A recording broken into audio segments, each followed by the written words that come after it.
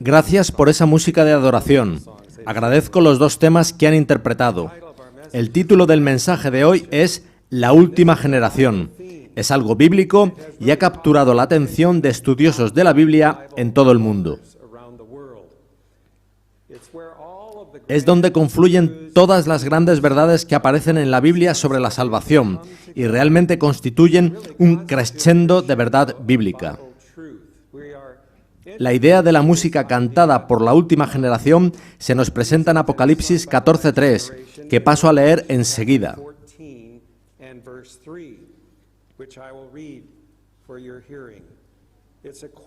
Se trata de un coro que canta un cántico nuevo, el cual nunca se ha oído antes, como una sinfonía nunca escuchada antes. Y cantaban un cántico nuevo delante del trono, y delante de los 4 seres vivientes, y de los ancianos, y nadie podía aprender el cántico sino aquellos 144.000 que fueron redimidos de entre los de la tierra. Imaginaos el entusiasmo que provocaría a los apasionados de la música si alguien descubriera el manuscrito de la 10ª Sinfonía de Beethoven.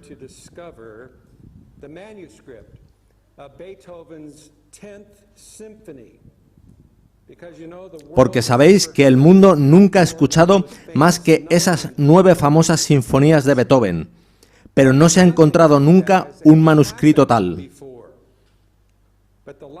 Sin embargo, la última generación reflejada en la Biblia tendrá un impacto aún más grande, pues va a entusiasmar a los buscadores de verdad de toda nación, raza, lengua y pueblo, los cuales querrán cantar ese cántico nuevo.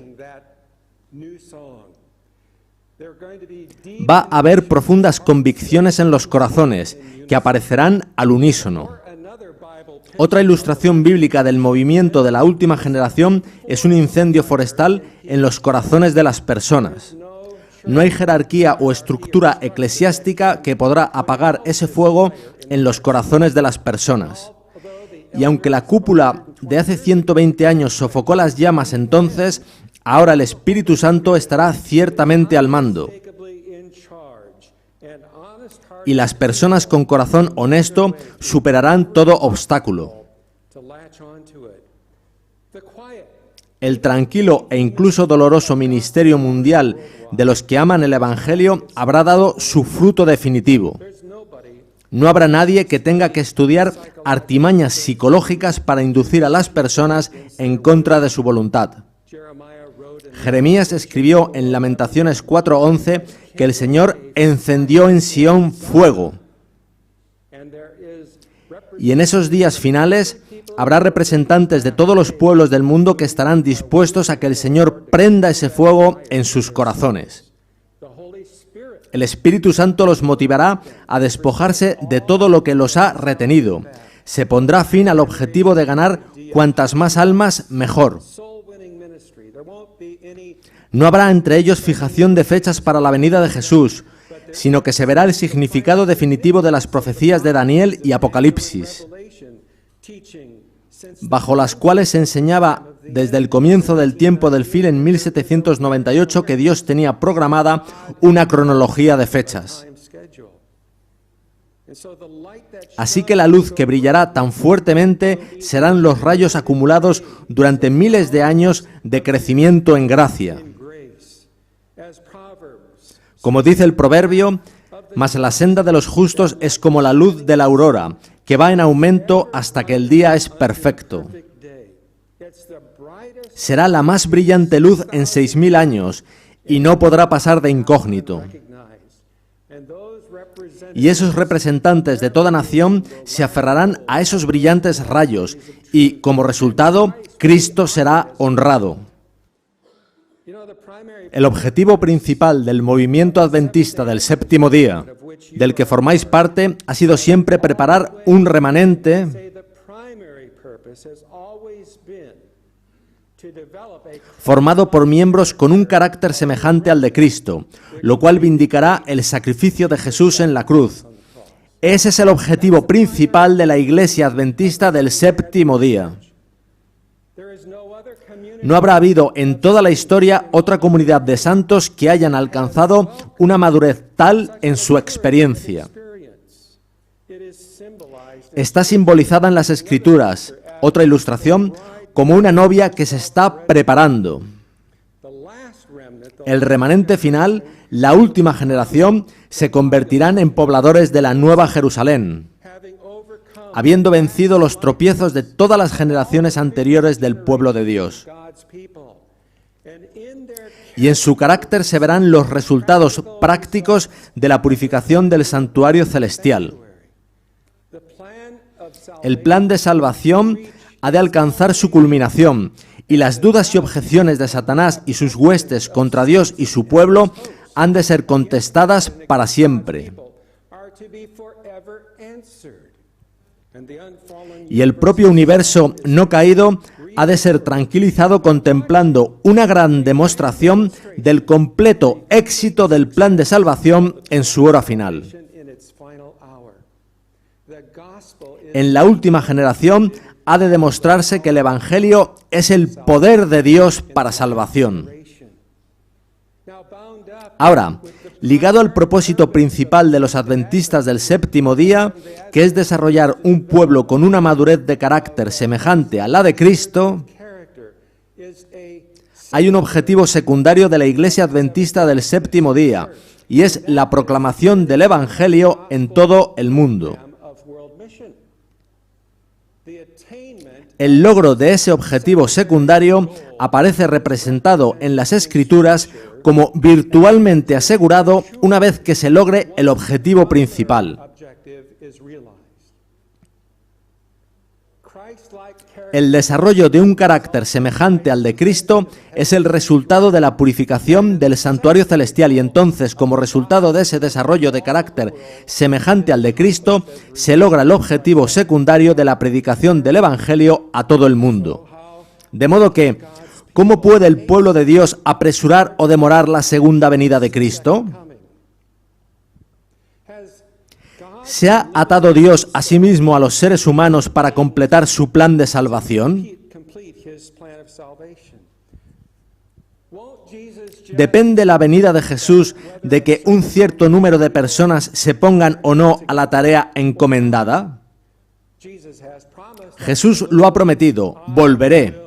Pero estamos prisioneros de la muerte mientras el pueblo de Dios demore la segunda venida.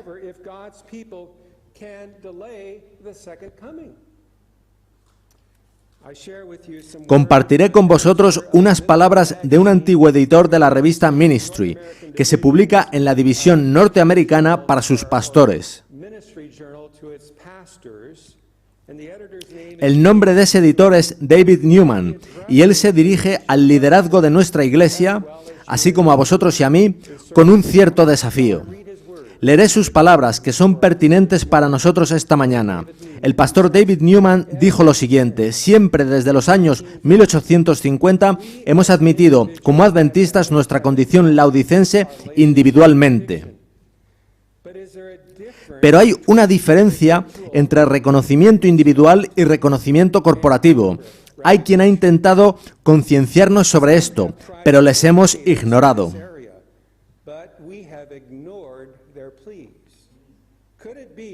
¿Podría ser que, para que este mensaje prenda realmente a nivel individual, tenga primero que haber también un reconocimiento corporativo de nuestra necesidad?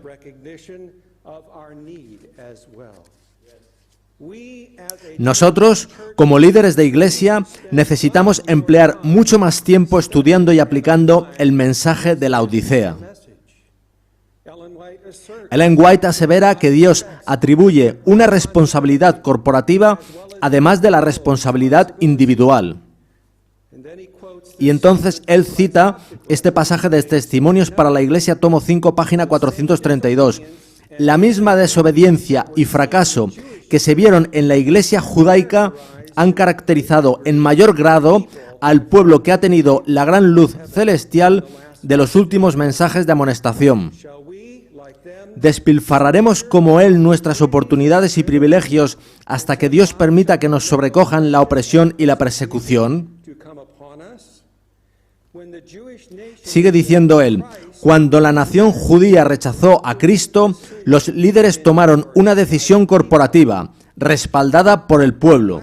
La última generación, la generación que testifique de la venida de Cristo, será una generación especial.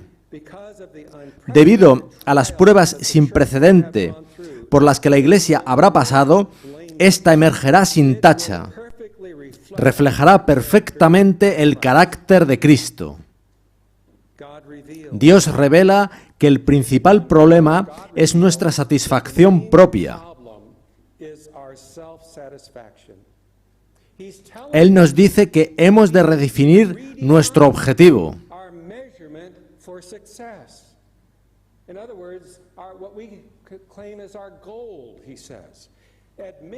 Admitir que estamos desnudos y en necesidad de vestiduras blancas y reconocer nuestra ceguera.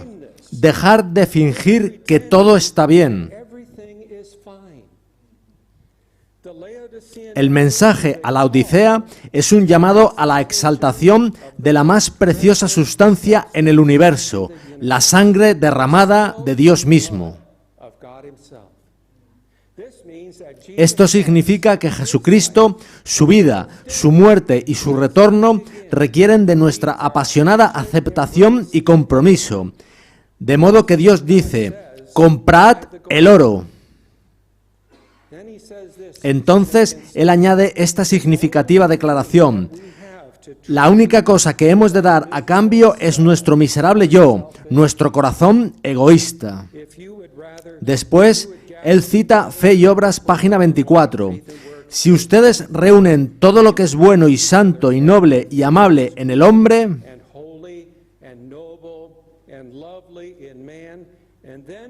y entonces lo presentan ante los ángeles de Dios como si desempeñara una parte en la salvación del alma humana o como un mérito, la proposición sería rechazada como una traición. Eso es lo que dice Ellen White. Él sigue diciendo, si buscamos los verdaderos remedios, entonces, como líderes de iglesia, pondremos el peso de nuestros comités, nuestros consejos y nuestras reuniones en el estudio y la búsqueda de la justicia de Cristo, más que en cómo hacer crecer la iglesia. El peso de nuestras reuniones debería estar en buscar remedios a nuestra condición laodicense. Convoquemos una reunión mundial de líderes y pastores donde la única agenda sea estudiar el mensaje a la Odisea. Si esto se torna imposible, hagámoslo división por división, conferencia por conferencia. El tipo de crecimiento de iglesia que la mayoría de nosotros anhelamos nunca llegará hasta que admitamos nuestra necesidad de la justicia de Cristo. ¿Cómo podemos saber cuáles son nuestras prioridades actuales? Solo tenemos que mirar a nuestros procedimientos. ¿A qué dedicamos la mayor parte de nuestro tiempo en nuestros comités, reuniones e incluso reuniones de la conferencia general? Cuando, como líderes, mantenemos reuniones de uniones, divisiones y conferencia general, ¿cuál es el centro de nuestro debate? Cuando asistí a la conferencia general en San Antonio, estábamos muy agradecidos por el crecimiento de membresía reflejado en los informes que nos dieron. En aquella sesión de la conferencia general se presentaron 35 nuevas uniones. 35 nuevas uniones. En ese ciclo de 5 años se había pasado de 16 millones a 18,5 millones de adventistas del séptimo día en todo el mundo, de modo que se necesitaban 35 nuevas uniones.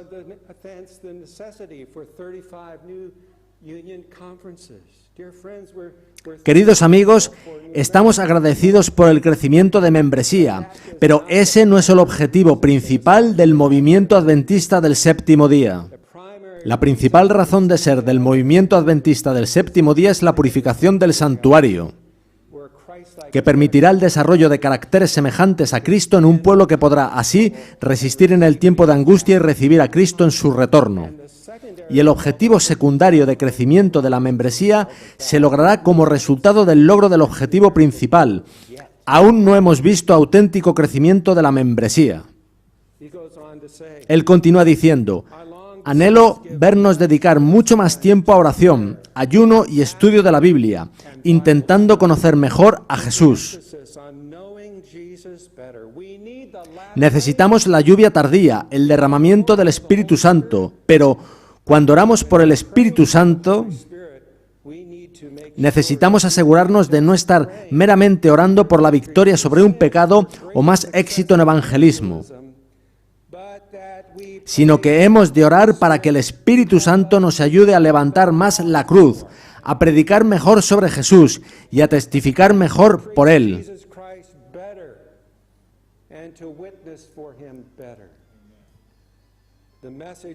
El mensaje a la Odisea no es principalmente un mensaje a individuos, sino a la Iglesia, a un cuerpo corporativo.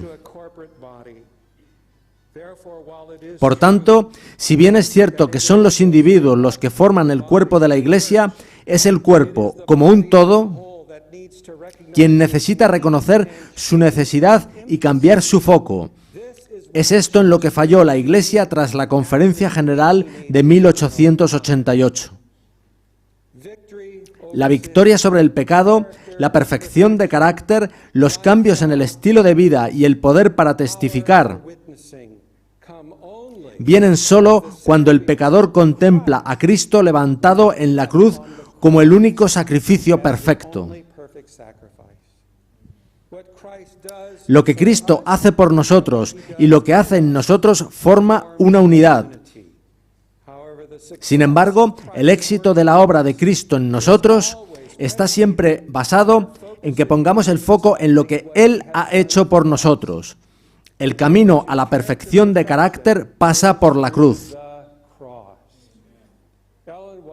Ellen White define la perfección de carácter como la manifestación espontánea del amor de Dios. Alguien me preguntó el verano pasado, ¿cree la Iglesia en la perfección? Pensé por un momento y dije, creemos en el amor ágape. Y eso es lo que David Newman está diciendo aquí. La perfección de carácter es la manifestación espontánea del amor de Dios. Él sigue diciendo, apelo por tanto a todos mis colegas líderes de iglesia, escucharéis el divino llamado, sed pues celosos y arrepentíos. Si nos arrepentimos, Cristo promete entrar y cenar con nosotros. La mayor prueba de que no nos hemos arrepentido como iglesia es el hecho de que aún estamos aquí después de casi 160 años.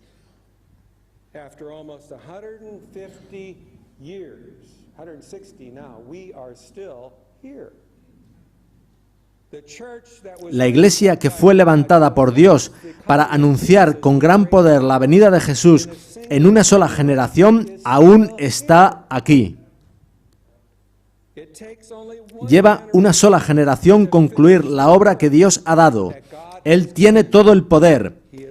¿Estamos dispuestos a pagar el precio, que es reordenar nuestras prioridades?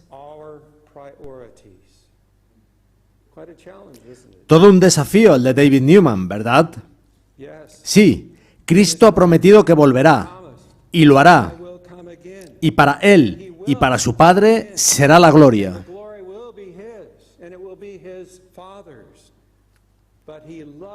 Pero Él ama a su pueblo, os ama a vosotros, ama a los habitantes de este mundo y me ama a mí. Y a menos que estemos preparados para encontrarnos con Él en persona, Él, que se describe a sí mismo como fuego consumidor, no vendrá debido a su divino amor. Porque si el pueblo de Dios no ha vencido así como Jesús venció, Él no osará venir. Pues Él es fuego consumidor y los que están firmemente apegados a sus pecados serían consumidos. Esto aclara la necesidad de la purificación del santuario, pues esta es una verdad que nunca ha sido claramente entendida ni por la Iglesia católica ni por las protestantes. Es la idea que aparece en Levítico 16:30. Se hará expiación por vosotros y seréis limpios de todos vuestros pecados, conscientes e inconscientes, delante de Jehová. Sí, amigos, hay una expiación final que recibirá la última generación. Suele pensarse que Cristo vendrá independientemente de cuántos haya preparados. Hay muchos que piensan así. Es una idea popular entre nosotros, adventistas del séptimo día. La cuestión es si es bíblica, si está en la Biblia. ¿Puede venir Jesús si nadie está preparado?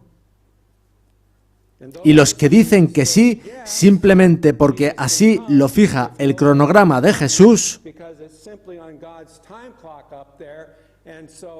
o que Jesús viene arbitrariamente, estemos o no preparados, están violando inconscientemente la verdad del día de la expiación. Pues pasan por alto el gran conflicto entre Cristo y Satanás, el cual no puede concluirse por un decreto soberano.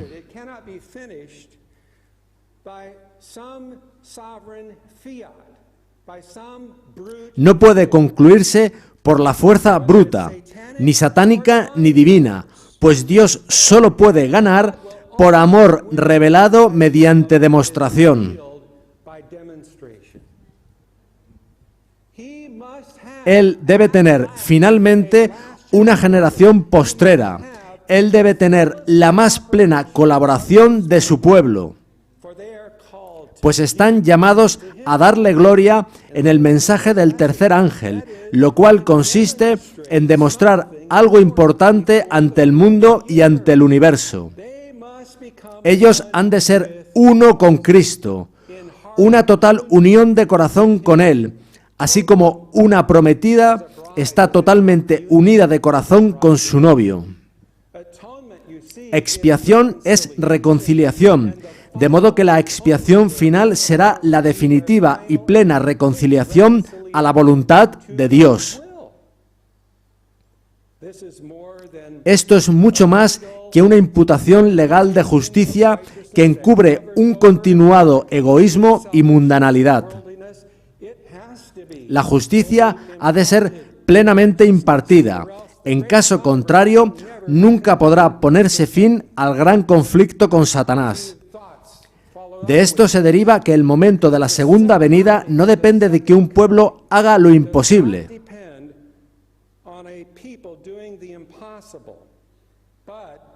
sino de que su fe madure hasta la medida y la estatura de la plenitud de Cristo. Jesús, nuestro gran sumo sacerdote, trabaja día y noche para prepararos a vosotros y a mí, para preparar un pueblo para su segunda venida. No somos nosotros quienes hacemos la purificación del santuario celestial. Esa es tarea del sumo sacerdote. Eso está tipificado en el antiguo tabernáculo hebreo.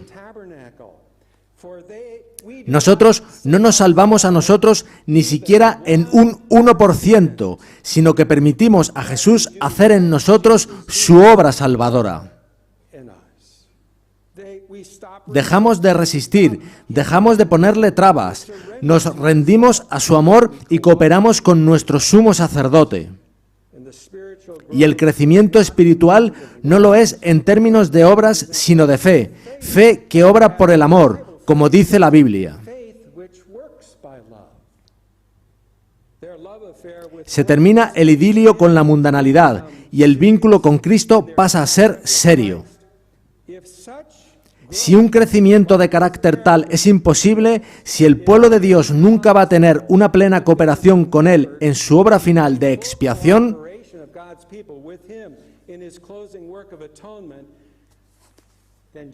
entonces Jesús quedará avergonzado eternamente, pues el auténtico asunto en cuestión aquí es el honor de Cristo. y su victoria final de preparar un pueblo cuya íntima cercanía a Él es tipificada en una novia preparada para la boda. Un novio plantado en el altar queda avergonzado para siempre. Y así leemos lo siguiente en 2 de Pedro 3:12. Esperando y apresurándoos para la venida del día de Dios.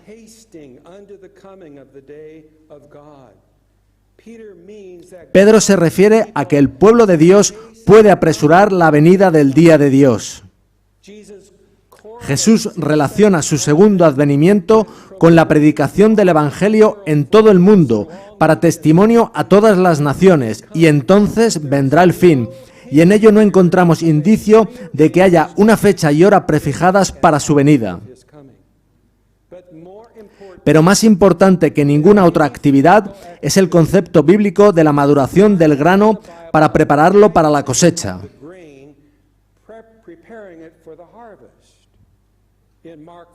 En Marcos 4:26, Jesús describe los tiempos del reino de Dios en términos del proceso de maduración. Dice el versículo 29, y cuando el fruto está maduro, enseguida se mete la hoz, porque la siega ha llegado. Lo que determina la siega no es un gran reloj en el cielo que suena en un momento prefijado.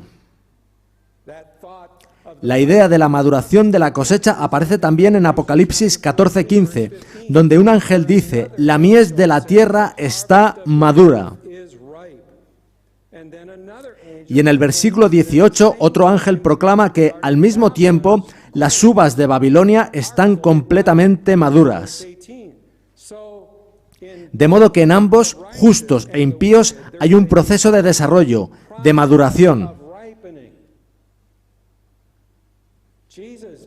Jesús no osará venir mientras que haya pecado, conocido o no, en los corazones de su pueblo, pues serían consumidos.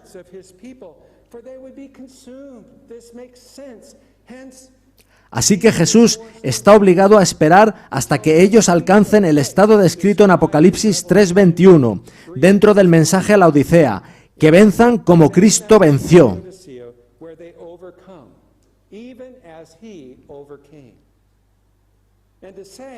Y decir que tal victoria es innecesaria porque el pueblo de Dios goza de un estatus de estar legalmente declarados justos y que eso cubre su continuación en el pecado, simplemente no es verdad. Hay una justicia impartida que recibirá el pueblo de Dios que acceda por fe a ser madurados hasta la medida de la estatura de la plenitud de Cristo, para que la justicia de la ley se cumpla en nosotros, tal y como dice Pablo en Romanos 8:4. O, como dice Apocalipsis 19:8, y a ella se le ha concedido que se vista de lino fino, limpio y resplandeciente, porque el lino fino es las acciones justas de los santos. En otras palabras, la justificación legal imputada se convierte finalmente en justicia experimentada, impartida. Llegará el tiempo cuando el pueblo de Dios no simplemente profesará la verdad, sino que vivirá la verdad, pues Jesús murió en el Calvario para lograr eso.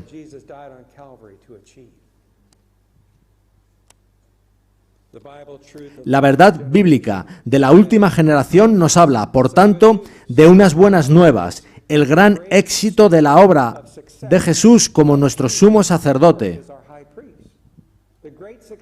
el gran éxito de la obra de Dios, que va a concluir con un derramamiento del don de la lluvia tardía del Espíritu Santo en una medida plena, como no ha visto el mundo desde el día de Pentecostés, cuando Cristo inició su ministerio como sumo sacerdote en el santuario celestial. ¿Qué incluía ese don del Espíritu Santo en Pentecostés? Jesús dijo que cuando Él se fuese no nos dejaría huérfanos.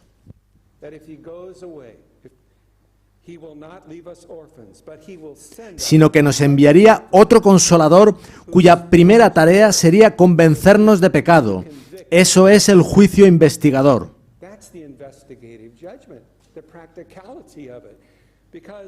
Porque, ¿de qué pecado convenció el Espíritu Santo al mundo en Pentecostés? Del terrible, del horroroso pecado de crucificar al Hijo de Dios. No hay pecado más profundo y más horrible que ese. Y a la última generación de personas en la tierra, el Señor le va a enviar el mismo don en su plenitud. Una convicción de pecado en el cuerpo del pueblo de Dios más profunda que nunca desde Pentecostés.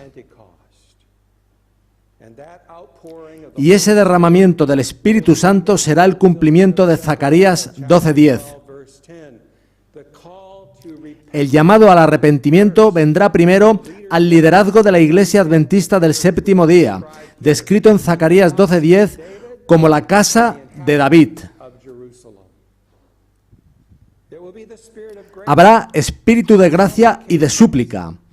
No habrá llamados profesionales que solo obtengan una respuesta superficial. Los llamados serán profundos e irán directamente a los niveles más profundos de la consciencia. Será el espíritu del nuevo pacto, pues será el espíritu de la gracia, y eso significa que será una exaltación de Cristo y Cristo crucificado. Serán no solo bellas presentaciones de PowerPoint o grandes oradores que motiven a las masas, sino una clara convicción de corazón de lo contrario que ha sido nuestro carácter al de Jesús. El resultado directo será el arrepentimiento, pero producirá un fruto que traerá gloria a Cristo, que será la mayor gloria de todos los tiempos. Las bodas del Cordero tienen lugar en el lugar santísimo. Es ahí donde está Jesús justo ahora, en el tiempo del día de la expiación, de la purificación del santuario. Fijaos en esta descripción de Ellen White de dónde tienen lugar las bodas del Cordero. Está en Primeros Escritos, páginas 55, 251 y 280. Dice así: vi que mientras Jesús estuviera en el lugar santísimo, se desposaría con la nueva Jerusalén. Y una vez cumplida su obra en el lugar santísimo, descendería a la tierra con regio poder para llevarse consigo las preciosas almas que hubiesen aguardado pacientemente su regreso. Mientras Jesús oficiaba en el santuario, había proseguido el juicio de los justos muertos y luego el de los justos vivientes. Estaba completo el número de los súbditos del reino y consumado el matrimonio del Cordero. Eso es lo que el sumo sacerdote está buscando justo ahora, consumar sus bodas. Y aunque no estamos con él en persona, estamos allí con él por fe, lo cual es más importante que estar en persona, pues es por fe como participamos en la consumación de esas bodas. Somos parte de esa novia.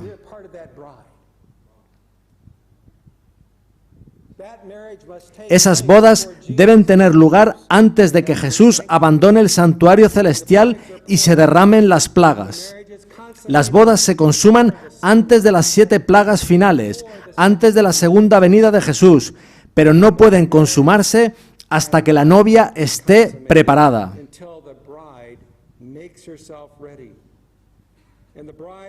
Y esa idea parece clara, porque ¿está preparado para las bodas el novio, Jesús? Sí, ¿verdad? Desde hace mucho. ¿Y la novia está preparada? No aún. ¿Cómo lo sabemos? Obviamente porque aún estamos aquí. Tras la consumación de las bodas se acelerarán todos los acontecimientos, pero Apocalipsis dice que llegará el momento en que la esposa estará preparada.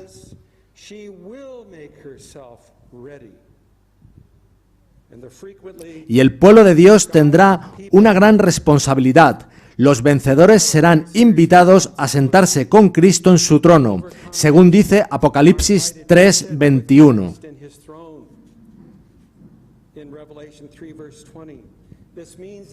Esto significa que se convertirán en miembros del Parlamento de Jesús. Nos convertiremos en miembros de su gabinete. En otras palabras, compartiremos con Cristo autoridad ejecutiva para llevar a su fin las últimas etapas del gran conflicto entre Cristo y Satanás. Así que los que se sienten con Jesús tendrán gran relevancia, serán gloriosamente felices para siempre. La pregunta es, ¿por qué la última generación debe llegar a estar totalmente entregada para ser trasladada? Mientras que generaciones previas entrarán al cielo sin esa experiencia de victoria total requerida de los que serán trasladados. Y esa palabra requerida de alguna manera implica una idea que es ajena a esta preparación. Un novio no requiere la entrega de su novia.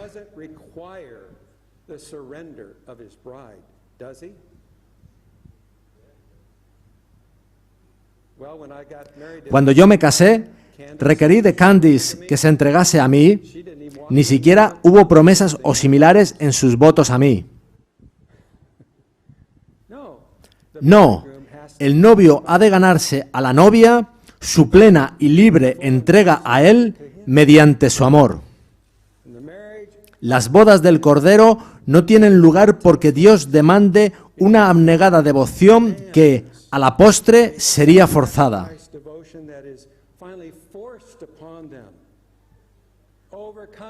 ¿Qué es vencer así como Él venció?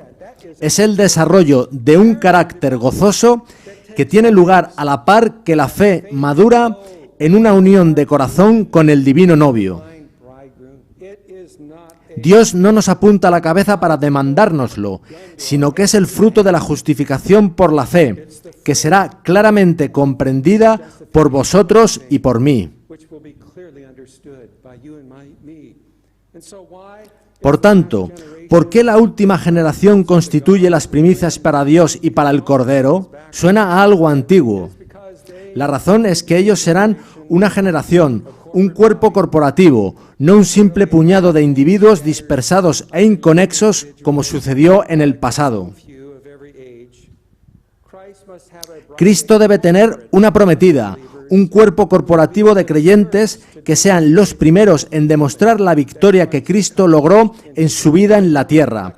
Ellos reflejarán su carácter como muchos fragmentos rotos de un espejo inútil, que no brillan por sí mismos,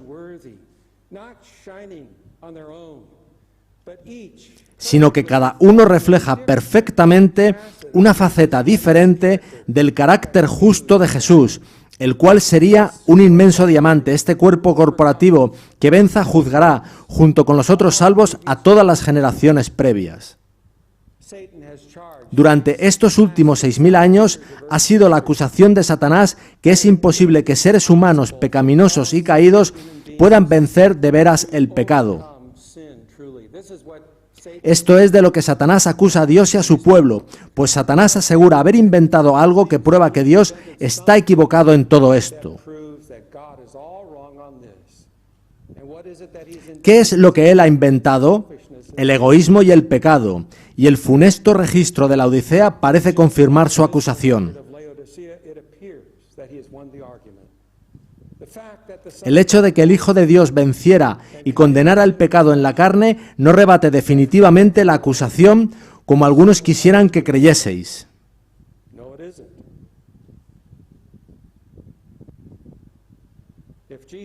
Si la victoria de Jesús en la cruz, la cual ciertamente se produjo, ha rebatido la acusación definitivamente, y él no puede demostrar lo mismo en la última generación, habría excusa para el rechazo que Martín Lutero tenía hacia los judíos y los musulmanes, así como para su devoción por la cerveza.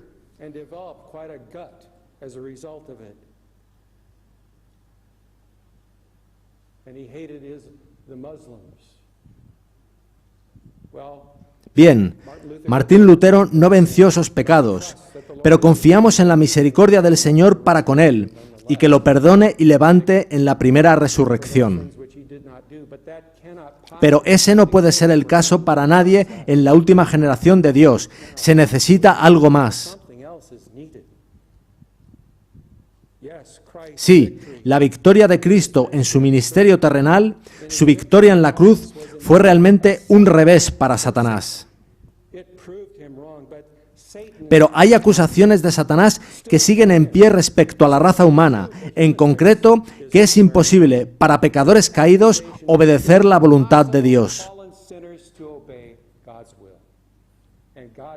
Así que Dios necesita demostrar que eso no es así por medio de aquellos que se lo permitan, esa última generación. Y amigos, para ser sinceros con vosotros, la razón por la que hay tanta oposición al mensaje de 1888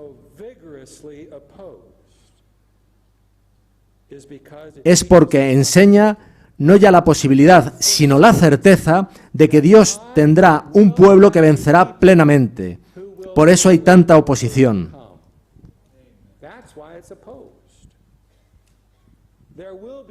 Habrá una demostración final de la justicia de Cristo en carne de pecado. Todo el honor de Dios depende de la perfección de carácter de su pueblo. Si al final fueran confirmadas las acusaciones de Satanás, Cristo quedaría abochornado para siempre. Amigos, va a ser gozoso encontrarnos con Jesús cuando venga por segunda vez. ¿Habéis pensado en ese momento? Va a ser gozoso. No existe la más mínima razón para que estéis temerosos de encontraros con Él y de que le miréis a los ojos.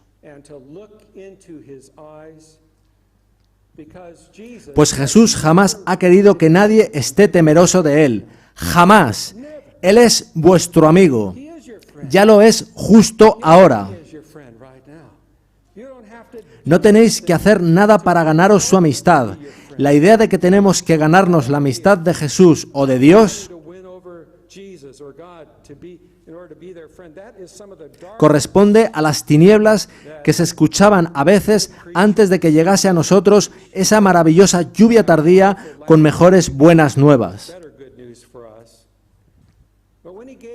Cuando Él se dio a sí mismo por vosotros en la cruz, os probó que ya es y siempre ha sido vuestro mejor amigo.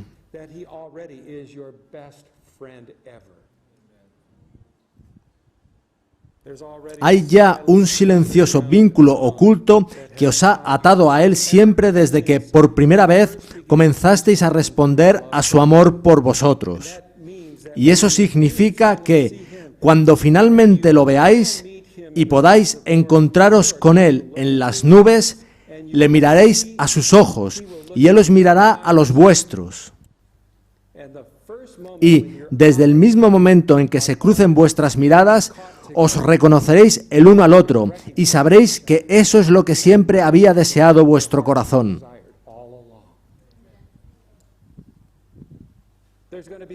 Habrá un destello brillando en sus ojos cuando mire a los tuyos, el cual te dirá: lo sé todo sobre ti y aún te amo. Y te sentirás como si lo hubieses conocido toda tu vida, e instantáneamente sentirás como si Jesús fuese la otra mitad de esa piedra rota que eres tú. Y dirás a todo el mundo: nunca hasta este momento había sabido realmente lo que es la verdadera felicidad. La traslación sin ver la muerte cuando Jesús venga va a ser un entusiasmo absoluto. Pues Él pondrá sus brazos alrededor tuyo y te llevará con Él hasta el cielo. Y finalmente te sentirás perfectamente en casa con Jesús, pues ya vivirás siempre con Él ahí. Y la última generación de aquellos que esperan a Jesús justo antes de su regreso será la más feliz de todos los tiempos.